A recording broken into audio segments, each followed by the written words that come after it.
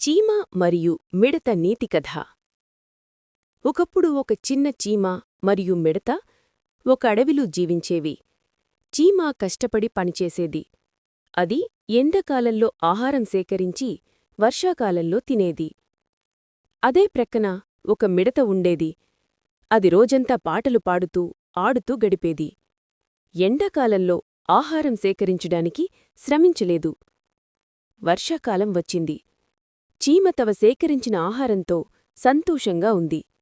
కాని మిడత ఆకలితో అలమటించింది.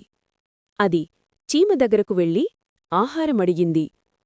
చీమ మిడతను చూసి నవ్వింది.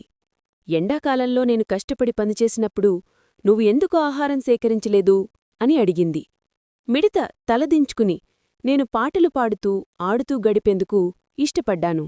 ఆహారం సేకరించటానికి సమయం లేదు అంది. చీమకు కనికరం కలిగింది. కొంచెం ఆహారం ఇచ్చింది.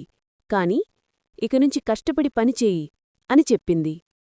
మిడత చీమకు ధన్యవాదాలు చెప్పి వెళ్ళింది. కాని అది మారలేదు. ఇంకా పాటలు పాడుతూ ఆడుతూ గడిపేది. తరువాత సంవత్సరం వచ్చింది. మళ్ళీ వర్షాకాలం వచ్చింది.